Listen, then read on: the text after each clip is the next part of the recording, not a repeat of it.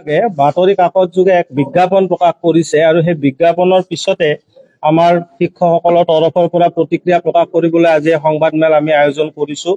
প্ৰথম কথাটো হ'ল সদৌ অসম প্ৰাথমিক টেটুট্টিনৰ শিক্ষক সমাজে দীৰ্ঘদিন ধৰি আমাৰ চাকৰিসমূহ সৰ্বশিক্ষাৰ অধীনত ঠিকা ভিত্তিক ৰূপত আমি আছো, এই চাকৰিসমূহ বিনা চৰ্তে বেতন সুৰক্ষা সহ নিয়মীয়াকৰণৰ আমি দাবী জনাই আহিছিলো আৰু সময়ে সময়ে এই দাবী লৈ আমি বিভিন্ন গণতান্ত্ৰিক কাৰ্যসূচী আনুষ্ঠানিক আলোচনা আমি বিভাগৰ লগত কৰি আহিছিলো। শেহতীয়াভাৱে অসম চৰকাৰে আমাক নিয়মীয়াকৰণৰ এক পদক্ষেপ গ্ৰহণ কৰিছিল, কিন্তু যোৱা ২৬ জুন তাৰিখৰ অসমৰ কেবিনেট সভাই এক সিদ্ধান্ত গ্ৰহণ কৰে যে আমাক নিয়মীয়াকৰণৰ পৰিৱৰ্তে আমাক স্পেচিয়েল ৰিক্ৰুটমেণ্ট ড্ৰাইভৰ দ্বাৰা আমাক পুনৰ একেটা পদতে নিযুক্ত কৰা হ'ব। আমি শিক্ষকসকলে সেই ব্যৱস্থাৰ সম্পূৰ্ণ বিৰোধিতা কৰিছিলো, যিহেতু আমি যোৱা ১২ বছৰ ধৰি সেই বিদ্যালয়ৰ সেই একেটা পদতে আমি কৰ্মৰত অৱস্থাত আছো। নিয়মীয়া শিক্ষক কৰ্মচাৰীয়ে যি ধৰণে দৰমহা আৰপি মতে লাভ কৰে, সেই দৰমহা আমি লাভ কৰি আহিছো। আজি ১২টা বৰ্ষ উকলি যোৱাৰ পিছত পুনৰ একেটা বিদ্যালয়ত একেটা পদতে আকৌ আবেদন কৰি চাকৰিটো নতুন কৰি লোৱাৰ কোনো যুক্তিযুক্ততা নাই। সেয়েহে আমি দাবী জনাইছিলো আমাৰ চাকৰিসমূহ বেতন সুৰক্ষা হয়, যিটো আমাৰ আজিৰ তাৰিখত যিটো আমি দৰমহা লাভ কৰিছো, সেই দৰমহা সহ আমাক চাকৰি নিয়মীয়াকৰণ কৰিব লাগে। কিন্তু তেওঁলোকে তাৰ মাজতে অসম আমাৰ এখন আইন, যিখন আছাম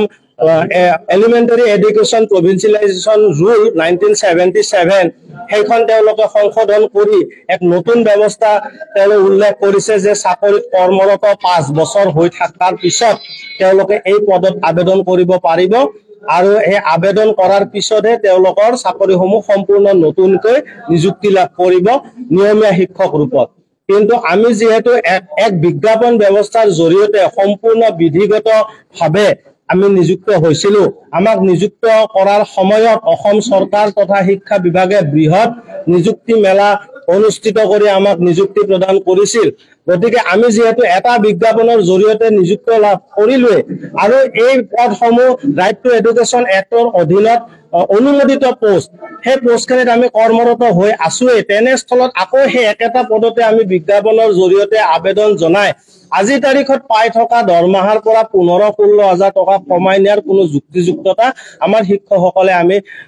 অনুভৱ নকৰো। গতিকে আমি এই সংবাদ মাধ্যমৰ জৰিয়তে অসম চৰকাৰ তথা অসমৰ শিক্ষা বিভাগক আহ্বান জনাইছো যাতে তেওঁলোকে এই বিসংগতিপূৰ্ণ যিটো বিজ্ঞাপন, সেই বিজ্ঞাপন বাতিল কৰি শিক্ষকসকলক নিয়মীয়াকৰণ কৰে বেতন সুৰক্ষা সহ, আৰু তেওঁলোকে যেতিয়া মন যায় তেতিয়াই যিকোনো আইন সংশোধন কৰি ল'ব পাৰে, যিটো আমি ইতিমধ্যে দেখিবলৈ পাইছো, তেনেহলে তেওঁলোকে আকৌ আইনখন সংশোধন কৰি আমাৰ চাকৰিসমূহ যাতে বেতন সুৰক্ষা সহ নিয়মীয়াকৰণ কৰে, তাৰ বাবে আমি আহ্বান জনাইছো। যদিহে আগন্তুক সময়ত আমাৰ শিক্ষকৰ আহ্বানৰ প্ৰতি অসম চৰকাৰ তথা শিক্ষা বিভাগে কোনো সদিচ্ছা সঁহাৰি প্ৰদৰ্শন কৰা পৰিলক্ষিত নহয়, তেনেহলে এই বিজ্ঞাপন ব্যৱস্থাৰ বিৰুদ্ধে আমি মহামান্য উচ্চ ন্যায়ালয়ৰ দ্বাৰস্থ হবলৈ আমি আগবাঢ়ি যাম আৰু লগতে গণতান্ত্ৰিকভাৱে আমি আগন্তুক দিনত শৈক্ষিক অভিৱৰ্তন অনুষ্ঠিত কৰা ধৰণৰ সিদ্ধান্ত আমি গ্ৰহণ কৰিছো। এই ক্ষেত্ৰত শিক্ষকসকল ৰাজপথত ওলোৱাৰ ক্ষেত্ৰত যদি